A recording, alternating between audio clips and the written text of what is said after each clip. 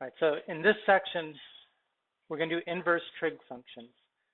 And we mean, inverse functions, the kind of thing we did way back with, where you find if a function is 1-to-1 and all that kind of stuff. And really, we're using sine and cosine and tangent. So first we're doing the sine and we're doing the cosine and the tangent. And then we do compositions of trig functions. So, inverse trig functions.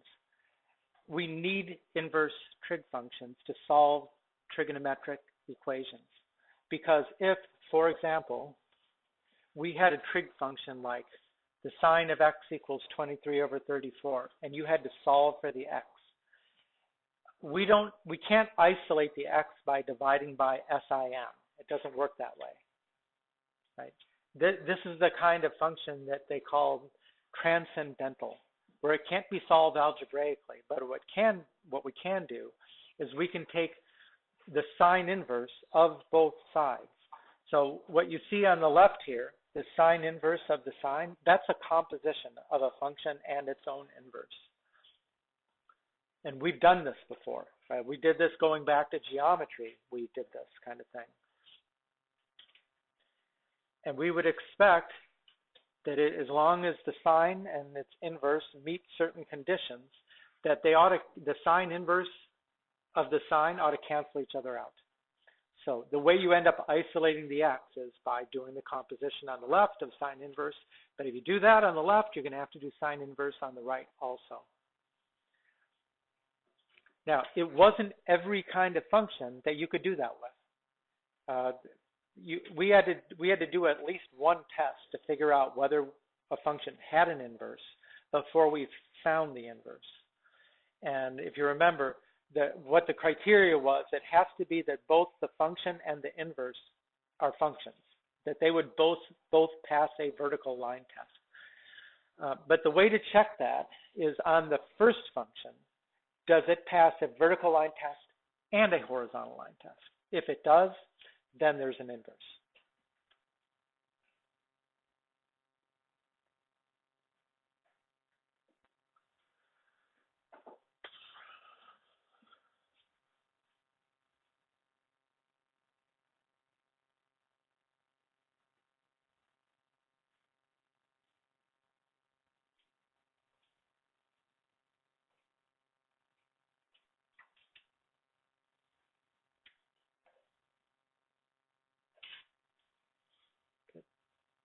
Good, Bryce?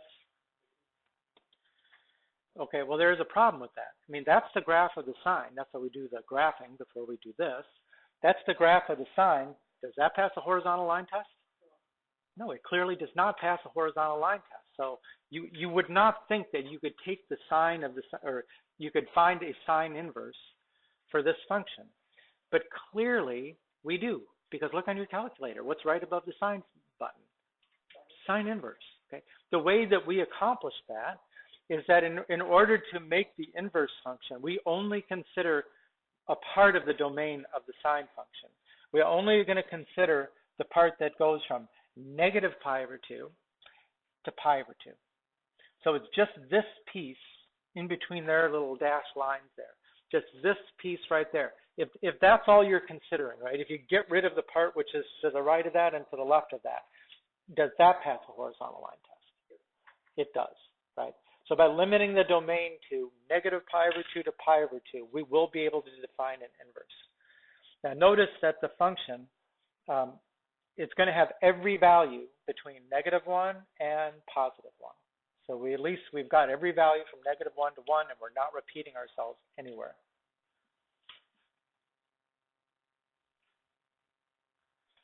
I got a mistake there.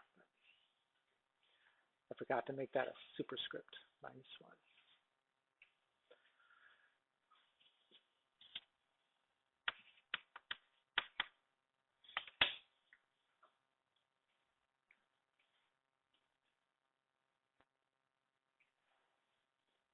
So while you're doing it, let me do this.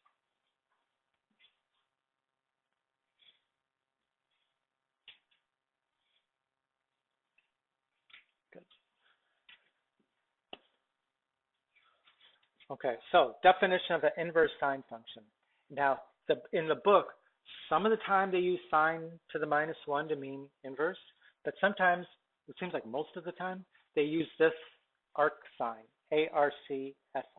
It means the same thing. That is the inverse, arc sine, arc cosine, arc tan. It just means the inverse. And you could see that. It's saying now, remember what happens when you have a function and its inverse. They swap domains and ranges. So for the sine function, as far as defining this, the domain is -π/2 to π/2. The range is -1 to 1. For the inverse, the domain is -1 to 1. The range is -π/2 to π/2. Now, this is not changing the sine function. I mean, the sine function still has a domain of all real numbers. But in terms of inverses, we only consider -π/2 to π/2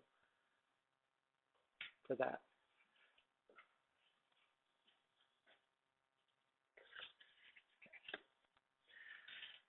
Now here we get into this. They're saying evaluate an inverse sine function, and they're using the word exact. Now what you should notice when you're looking at most of these here is that where do these numbers come from? 1/2, √3/2. They're unit circle, right? And the whole point of it is you're supposed to answer these questions with your knowledge of the unit circle, not just put it in the calculator and see whatever decimal it spits out at you. That doesn't show you really understand any of this. So when that's the point of using the word exact. Now let me see if I got this easily brought up, the unit circle. There's my unit circle. Now remember, on our unit circle, right, it goes from 0 to 2π, but we're going from -π/2 to π/2. Okay, what does it mean to say -π/2? What does the negative mean? You're going this way, right? So we are interested on the unit circle. We are interested from here to here. And we're using the values from -π/2 to π/2, which this is one where I've actually relabeled the radian measures here from -π/2, -π/3, -π/4, -π/6, right? So it matches what we're looking for there. So if you look at this, when it says arc sine of -1/2, the way that I read that to myself is, where does sine equal -1/2? In between -π/2 and π/2, where does the sine equal -1/2? Well, look at the unit circle. From here to here, where is it that the sine, otherwise known as the y-coordinate, equal to -1/2? Right there? So the sine is -1/2, so the answer is -π/6. Right? That's from knowledge of the unit circle. Right? The sine is -1/2 there, in between here and here. Because look, sine is equal to -1/2 in two places. It's equal to -1/2 here too. But remember, for the inverses, we're only dealing from here to here. So there's only one answer. It's 1 to 1. It has to be just one answer. The answer is -π/6.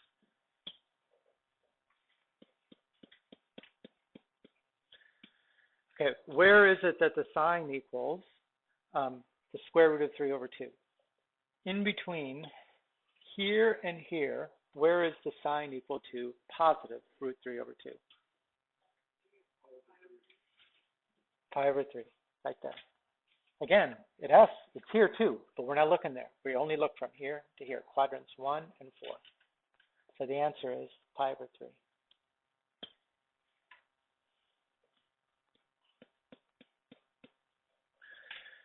Okay, the sine inverse of 2. Where does the sine equal 2? In between -π/2 and π/2, where is it that the y-coordinate equals +2?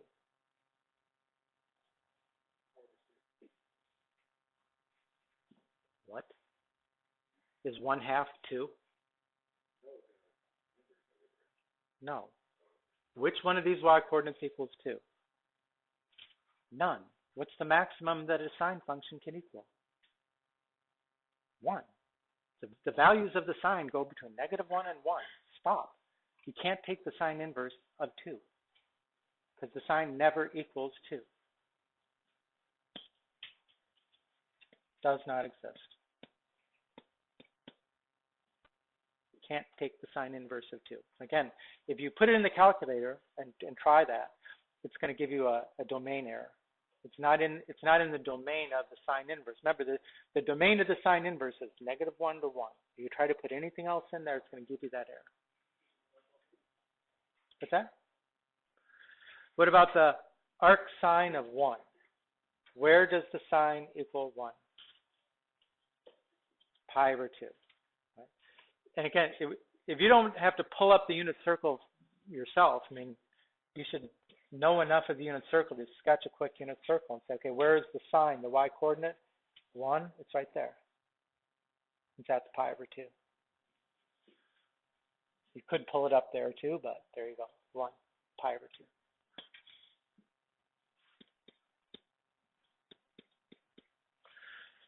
And then again, the sine inverse of -2. Is -2 in the domain of the sine inverse? No, does not exist.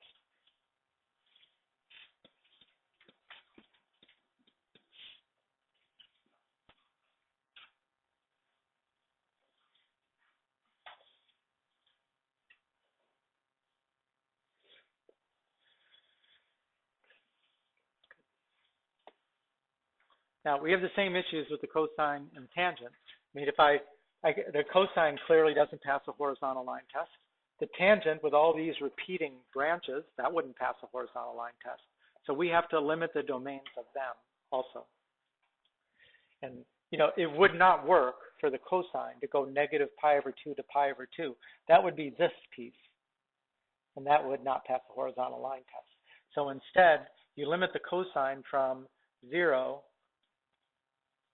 to pi.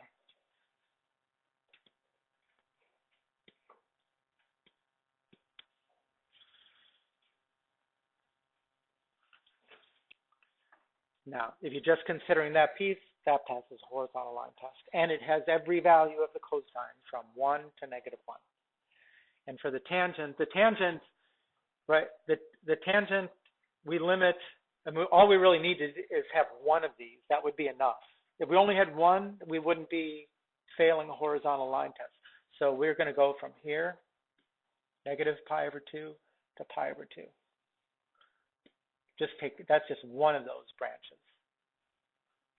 So that's where this stuff comes down here, right? So the arc sine, we already said, the domain is -1 to 1. The range is -pi over 2 to pi over 2. The cosine is from -1 to 1. The range is 0 to pi because of this. And for the tangent, right, the tangent has a range of all real numbers. So that means for the inverse, the domain is all real numbers. And the range is -pi over 2 to pi over 2, just this piece right there. Which means in terms of unit circle, right, we are looking in quadrants 1 and 4 for the sine and tangent. We're looking in 1 and 2 for the cosine. That's what you got to keep in mind.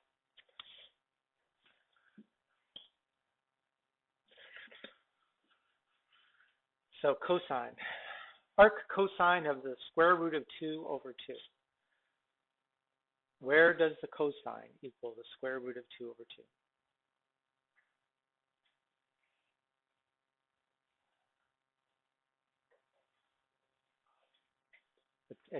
Okay, which is pi over 4.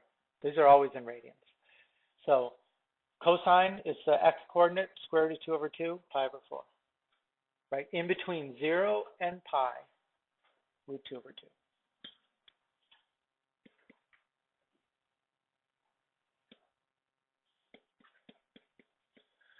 Right, where does the tangent equal 0?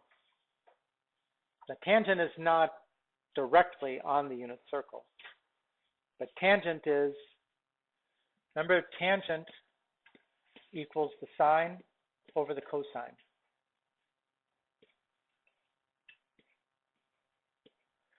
So if a fraction equals 0, that's because which part of the fraction equals 0?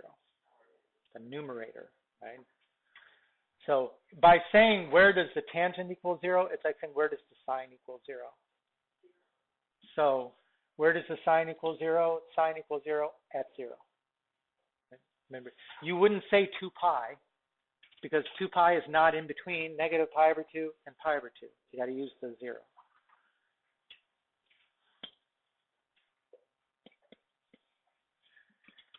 And then where would the tangent equal negative 1?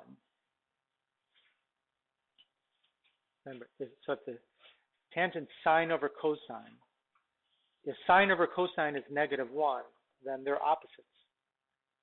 Where is it that the sine and cosine are opposites of each other?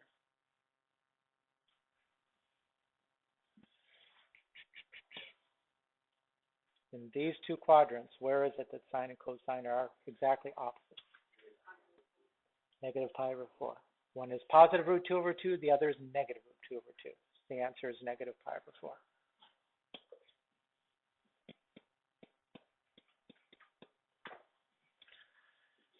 Okay, where is the cosine equal to negative 1?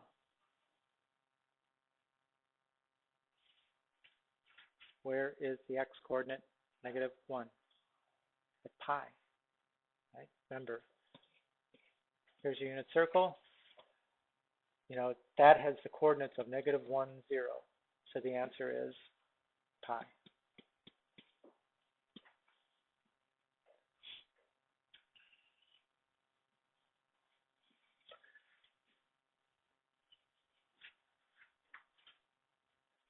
Good.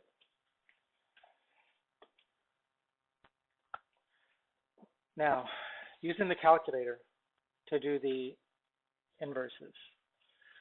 And you got to make sure you know how to use your calculator. The arctan is the tan inverse.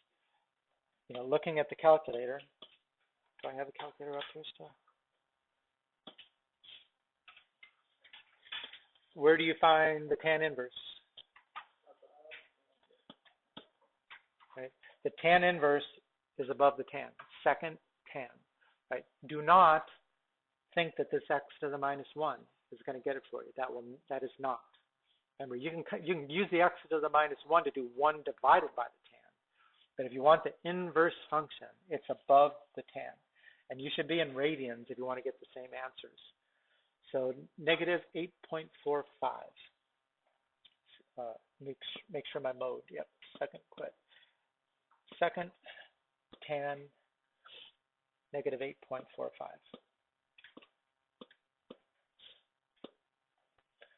Negative 1.453. How about the sine inverse of 0.2447? Try that.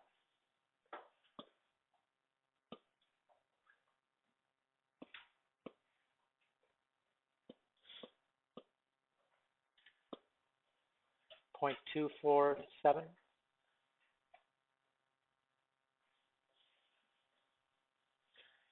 And then try the last one.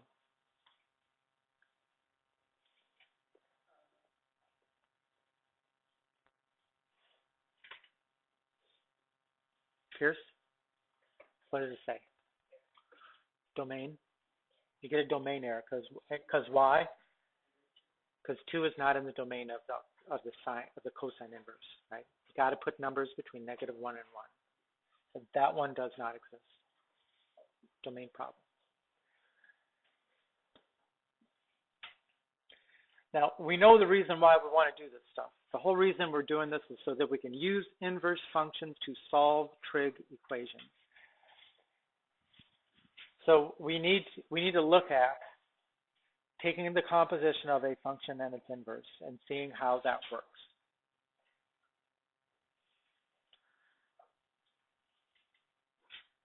Now, if you don't have any kind of domain problems, then it should be that the function composed with its inverse, they just cancel each other out, and the answer is whatever's in the parentheses. So for example, this tan of the arctan of negative 5 is negative 5 in the domain of the tan inverse. Well, remember, the domain of the tan inverse is all real numbers. Remember, the range of the tangent is all real numbers. So that means the domain of the inverse is all real numbers. So is -5 in the domain? Sure, it's a real number, isn't it? So that means that the tan of the arctan cancel each other out, and the answer is -5. I mean, that's what we're hoping for. We're trying to use these functions to solve equations. So when you're taking a composition of a function and its inverse, it's all a matter of domain. Right? Always a matter of domain.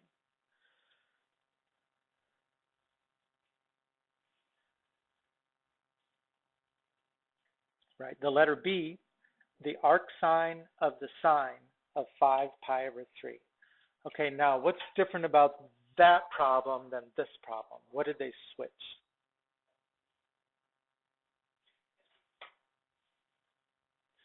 Now, this one had the tan, and the arctan was the inner function. This one is the arcsine as the outer function, and the sine is the inner function. Now, if I look at that up here, right,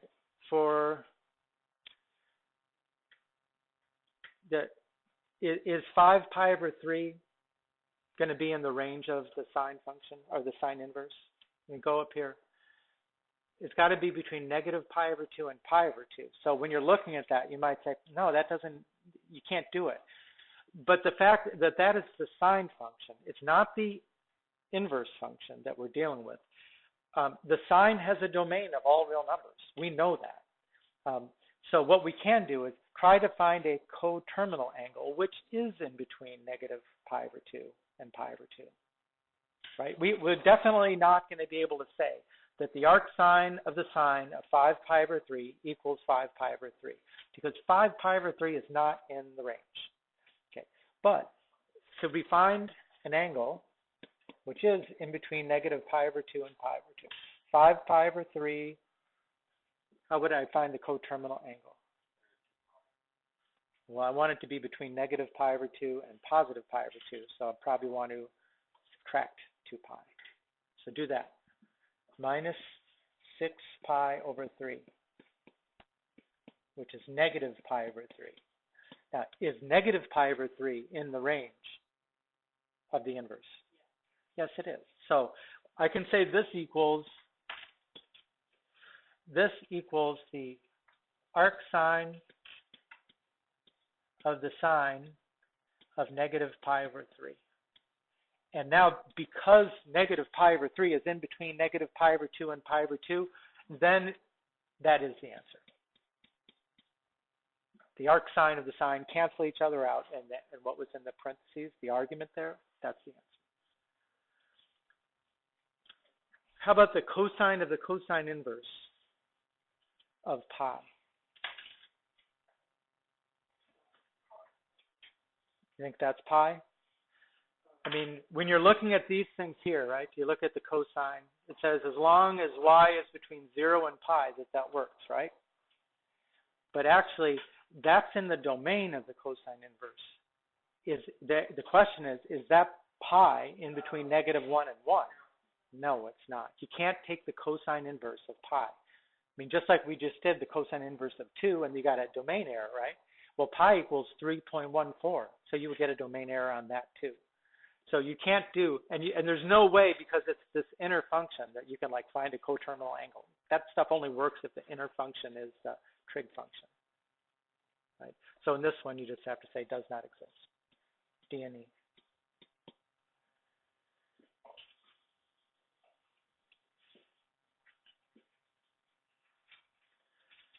You know, in the homework problems, I think there's at least one that is like this, and it always causes trouble. You know, because you got to watch that number is not actually in the range of the arcsine or whatever the trig function is, so you can't say that.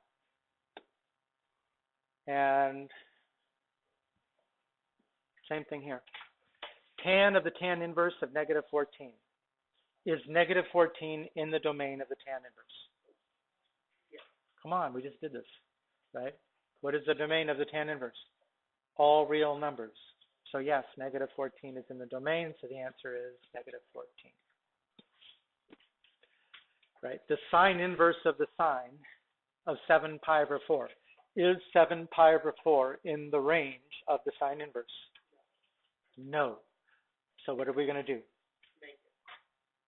Find a coterminal angle, right? So 7 pi over 4 minus 8 pi over 4 is negative pi over 4. So this is the sine inverse of negative, sorry, that's wrong.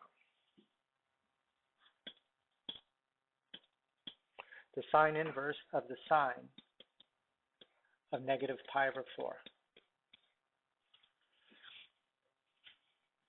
And that is negative pi over 4, right? As long as the domain is not an issue anymore, then it's the sine inverse of the sine cancel each other out. And that is negative pi over 4.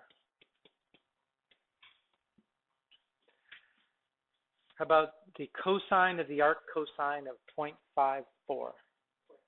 Is the 0.54 in the domain of the arc cosine?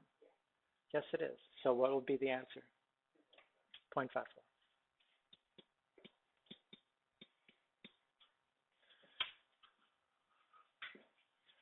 So that is one kind of compositions of functions, which when you're taking the composition of a function and its own inverse. The last kind of problems are not. They are compositions of functions and another function's inverse. And it's totally different kind of problem. So this, and again, they're saying exact. What does the word exact tell us? No decimals. So you can get fractions, you can get square roots. You don't try to simplify them into a decimal. Just simplify them the most you can without turning them into decimals. So this is the way that I would read a problem like the tan of the arc cosine of 2/3. I would say to myself, what is the tangent when the cosine equals 2/3? Right? What is the tangent when the cosine equals 2/3? Well, the first thing you got to determine is which quadrant am I working in? If the cosine is positive 2/3, and understanding where it is we take the cosine from when we're doing the inverse functions, which quadrant am I in if cosine is positive 2/3? You're in 1, right? Remember the cosine we deal with in quadrants 1 and 2. If the cosine was negative, it means that you're over here. If the cosine is positive, it means you're over here. So you need to draw a triangle, right? You need to draw a triangle, right? And the triangle is in quadrant 1. So here you draw quadrant 1, and the terminal side, right, starts at the origin and it goes off into quadrant 1 like that. And go ahead and make yourself a right triangle. Your angle is here, always with the x-axis. If the cosine is 2/3, then that should tell me how to label two sides, right? What's the value of the hypotenuse? Adjacent over hypotenuse, 3. Okay, where does the 2 go? It's the adjacent, so it's here. Right, so now we need to figure out the third side. How are we going to do that?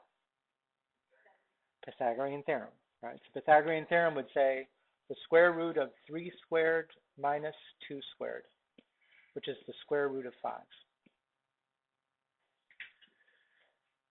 So we had to determine which quadrant to draw our triangle, right? We drew the triangle, labeled 2 sides, used Pythagorean theorem to find the third side. Now we can answer the question. What is the tangent?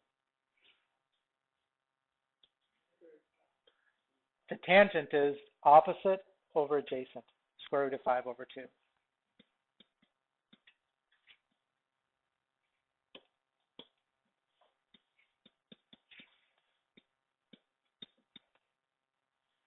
Right, so this arc cosine, we needed that to set up the triangle so we could answer the question, what is the tangent when the cosine is 2/3? So we try the same thing here. What is the cosine when the sine equals negative 3/5? Okay, well, first question, which quadrant are you in?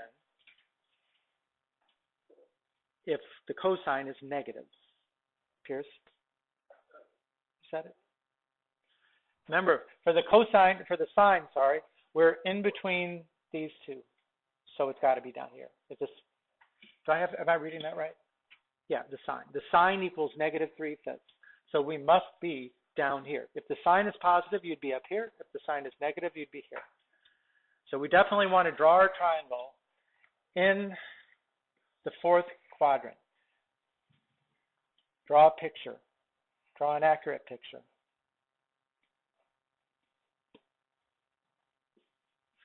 Right?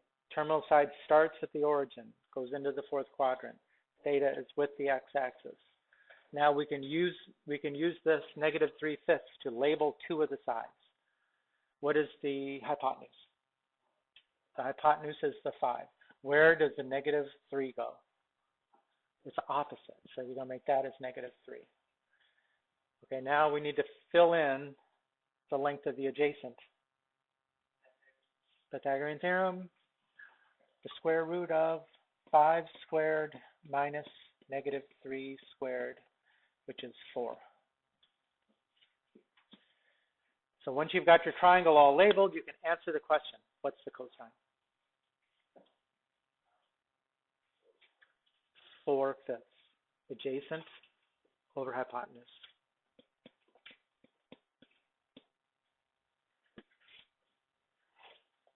Right? Need to draw a picture. Need to draw it correctly.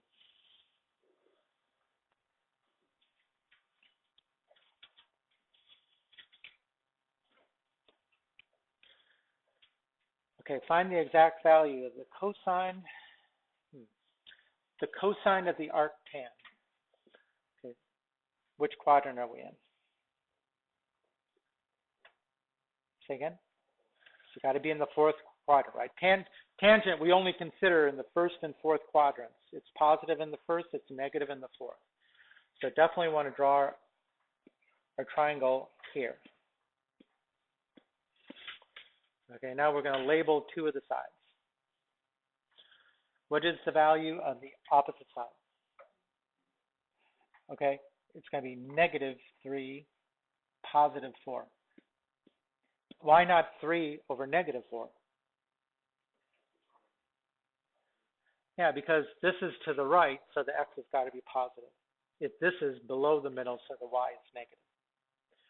Okay, now use the Pythagorean theorem to fill in this side. What is it? We just used this on the last slide. 3, 4, 5. Okay, now you can answer the question. What is the cosine? 4/5. It's actually the same triangle, isn't it? Oh well.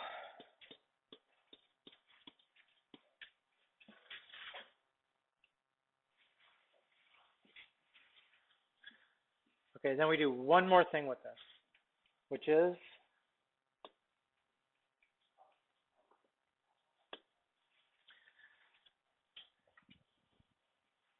we're going to follow the same process, but now we don't have numbers as the argument of the inverse function, right? We got a variable expression. It says, write each of the following as an algebraic expression in x.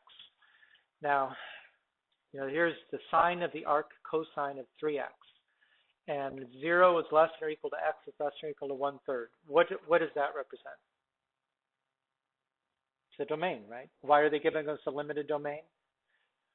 Because the arc cosine has a limited domain, right? You can only go between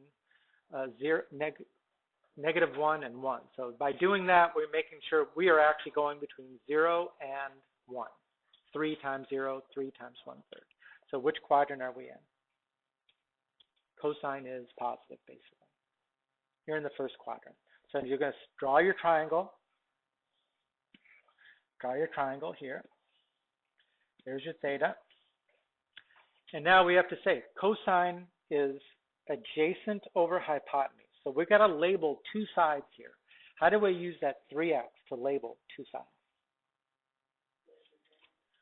The adjacent is the 3x, and the hypotenuse is 1, right? Just consider it like 3x over 1, and there you can label two sides. And then how, again, do you find the missing side? Pythagorean theorem, right? So this one, the Pythagorean theorem would be 1 minus 3x squared, which is the square root of 1 minus 9x squared. And you cannot simplify that. Does not work. So now you can answer the question, what is the sign?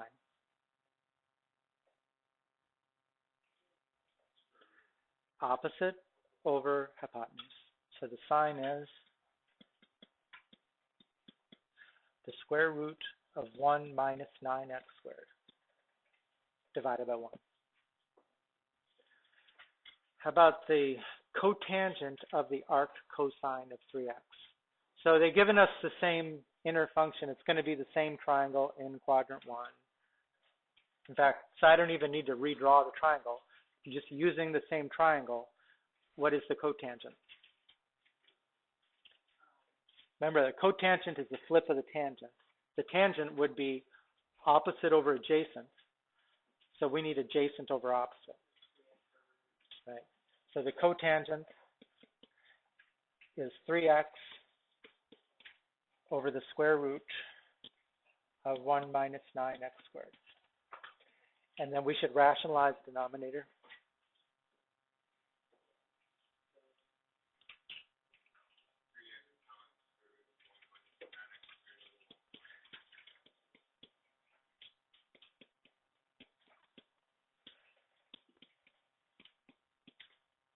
Done. So that's what they mean to do on those kinds of problems. It says write an algebraic expression for it. That's the algebraic expression. So you're going through the same steps. You got to draw a triangle, label two sides, use Pythagorean theorem to find a third side, answer the question.